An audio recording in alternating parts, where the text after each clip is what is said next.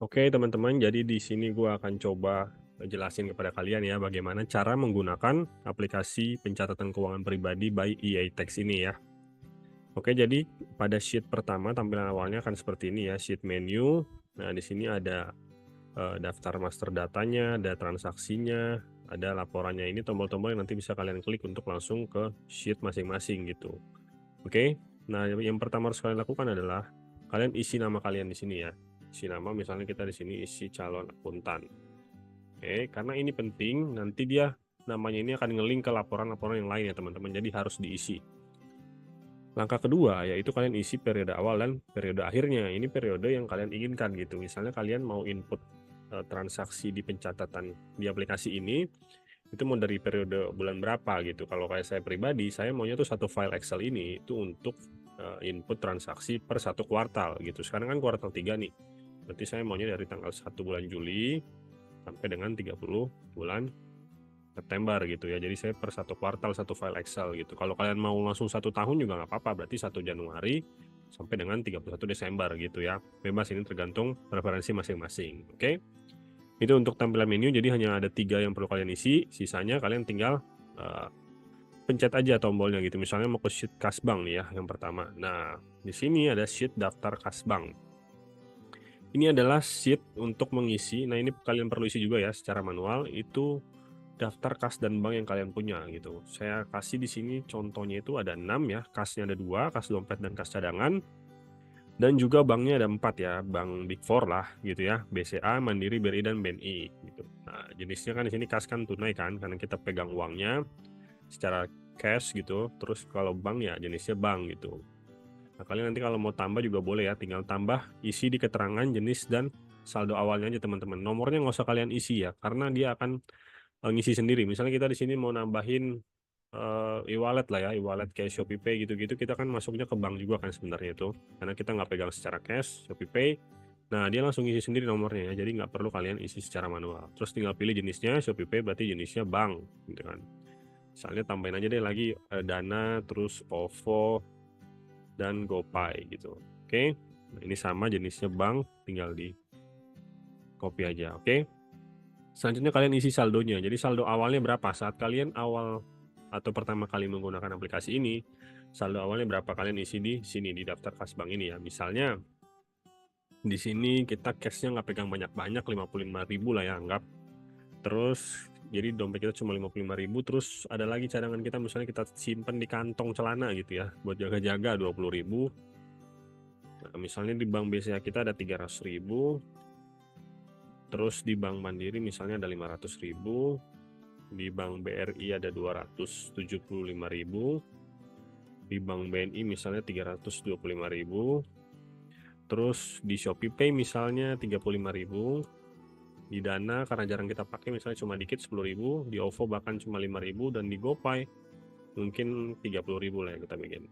Oke, jadi langsung kelihatan di sini kas tunai yang kita pegang itu ada di awal ini ya 75.000 ya, ini ya dua ini 75.000. Terus saldo awal yang ada di rekening bank itu ada 1.480.000, sehingga total uang kita gitu ada 1.555.000 nih, baik dalam bentuk kas maupun yang ada di bank gitu ya. Jadi itulah sheet yang harus kalian isi nih pertama-tama, yaitu kas dan bank daftarnya. Kalau misalnya kalian rasa ini kurang kolomnya ya, kalian mau tambahin barisnya, kalian rasa kurang, kalian tinggal tambahin aja misalnya di atasnya ya, jangan di bawah. Di atasnya nomor 10 atau di atasnya nomor 9 juga bisa, tinggal klik insert aja seperti ini. Tapi jangan lupa, karena tadi di kolom nomor ini ada rumus, ada formula. Nah, ini kan dia belum ikut nih formulanya ya, masih kosong di sini kan. Jangan lupa ditarik ya, tarik ke bawah gini, sampai bawah tariknya. Nah, gitu ya. Jadi misalnya kita di sini tambahin lagi bank CMB lah ya misalnya. Nah, dia langsung isi kan nomornya gitu ya.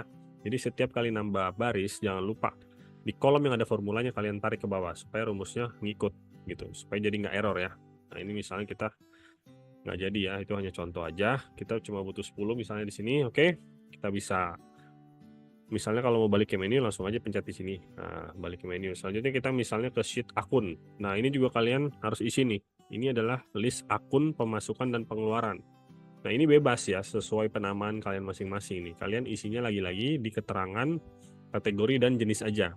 Nomor nggak usah diisi karena dia akan isi sendiri nanti ya. Di sini saya udah ada contoh, ada 15 ya, misalnya di sini ada mutasi in, mutasi out, gaji bulanan, bensin, makan, reksadana. Mungkin gini ya, saya jelasin satu-satu dulu. Mutasi in ini itu artinya ketika kita melakukan setoran tunai teman-teman ke dalam bank. Jadi kita uang cash, kita setor tunai ke dalam bank gitu ya. Itu mutasi in jadinya kan, uang masuk ke bank. Nah, mutasi out ketika kita melakukan penarikan tunai, kebalikannya gitu. Ketika kita melakukan penarikan tunai dari bank, misalnya kita tarik dari bank BCA 100.000, nah itu mutasi out, oke?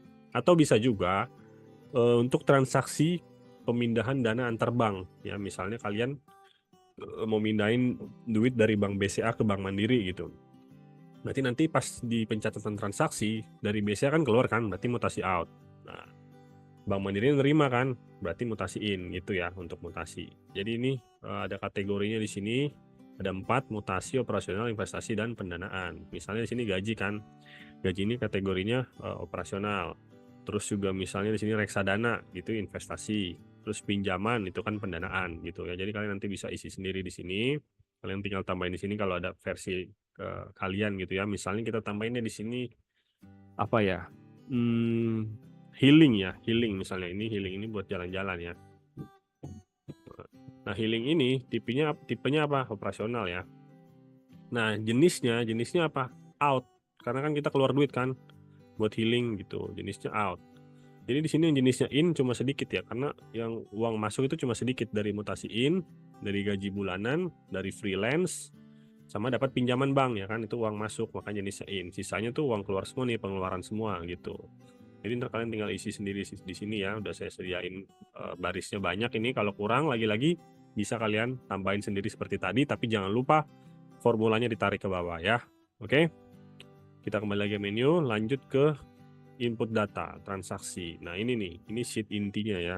Disinilah kalian akan menginput transaksi. Nah kalau ini kalian harus isi semua kolomnya, nggak ada yang udah di formula ya, karena kan transaksi kita gitu kan ya, kita isi sendiri gitu secara manual. Oke, sekarang kita mau langsung praktek aja isi transaksinya. Contoh. Oke, misalnya ya di sini kita tanggal 1 bulan 7 kita gajian gitu ya. Gaji Juni misalnya. Kita tulis di sini nama transaksinya gaji Juni, terus kita pilih kita gajiannya kemana, misalnya ke bank BCA. Untuk apa bank BCA itu? Yaitu untuk gaji ya, dapat gaji. Nah, anggaplah gaji kita berapa teman-teman? UMR lah ya, 5.067.000. Oke.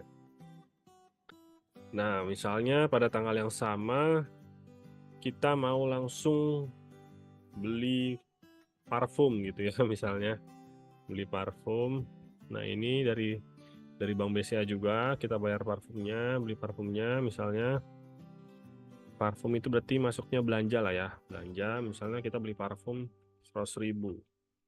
Oke, terus tanggal 2 misalnya, sorry, 2 Januari, 2 Juli, misalnya kita ngopi gitu ya di kantor, beli kopi gitu ya. Saya nggak mau nyebut merek kopi apa, kita beli kopi misalnya dari kas dompet, kita keluar. Nah ini kopi ini kita masuk ke jajan, harusnya ada nggak jajan di sini? Nggak ada, berarti kalau nggak ada kita tambahin dulu di akun ya. Sini kita tambahin jajan. Nah, jajan itu sifatnya kan operasional dan dia keluar duit kan, out gitu ya. Nah, kalau kita udah tambahin pasti ada di sini sekarang. Nah, ini ya jajan gitu ya. Misalnya beli kopi 25.000. Oke. Terus pada tanggal yang sama, kita mau pindahin dari gaji kita ini Bank BCA itu sebagian, misalnya kita mau pindahin ke yang paling sedikit di mana banknya? Ke BRI misalnya ya. Misalnya dari BCA tadi kita mau pindahin ke BRI. Nah ini cash transfer ke BRI gitu ya. Yaitu dari Bank BCA, tim mutasi out ya, mutasi out. Misalnya kita pindahin 150.000. Nah langsung catat lagi di bawahnya. Cash transfer Ini versi si BRI-nya yang terima duit dari BCA. Aduh, sorry kepencet. Cash transfer dari BCA ya. Sekarang BRI berarti dia terima nih mutasi in. Oke, mutasi in sebesar 150.000 gitu. Gitu ya teman-teman contohnya nih ya kalau kita mau transfer antar bank. Terus pada tanggal 3 misalnya kita beli apa ya, obat jerawat gitu ya. Obat jerawat misalnya kita ada jerawatnya.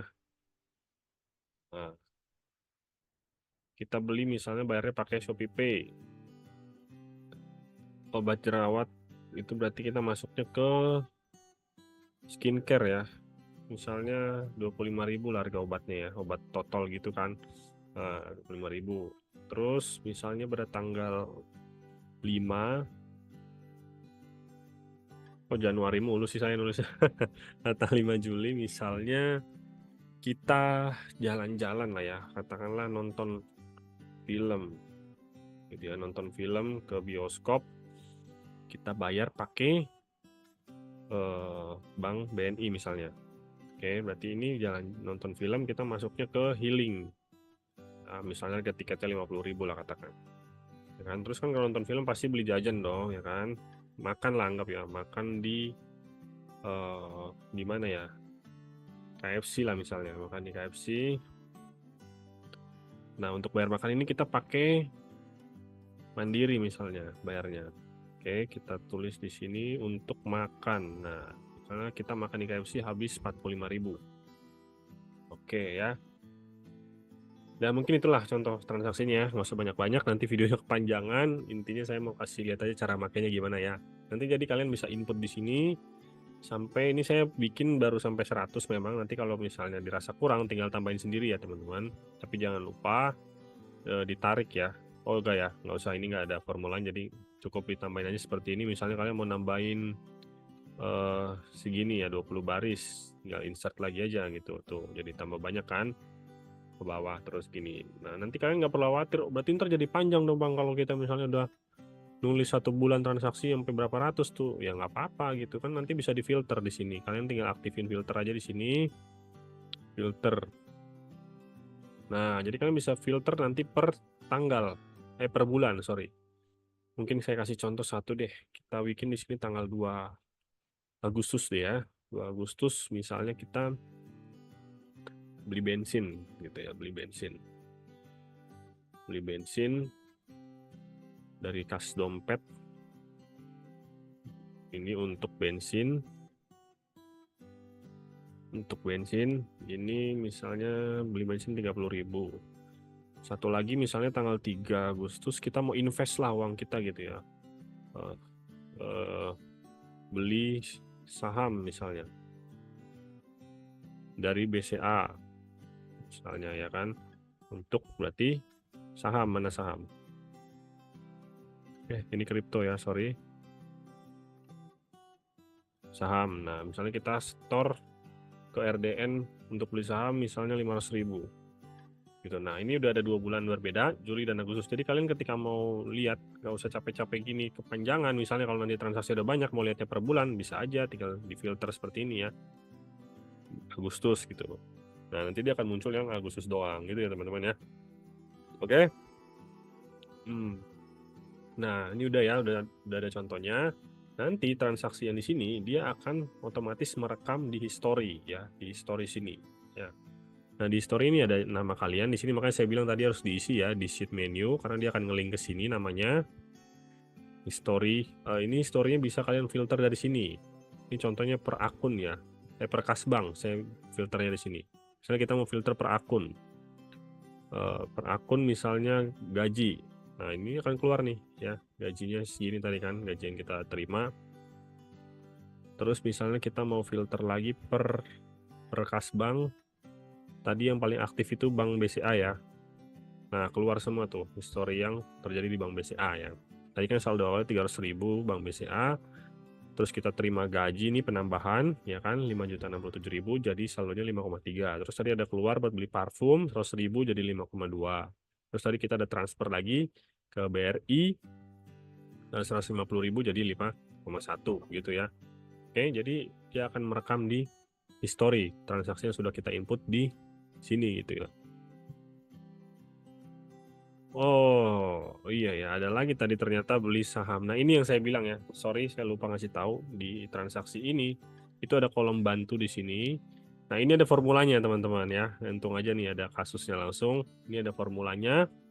Jadi jangan lupa ketika kalian menambahkan baris di transaksi, kalian harus tarik rumus yang ada di sini ya, di kolom bantu ini karena dia ada formulanya di sini. Tarik sampai bawah. Oke ya.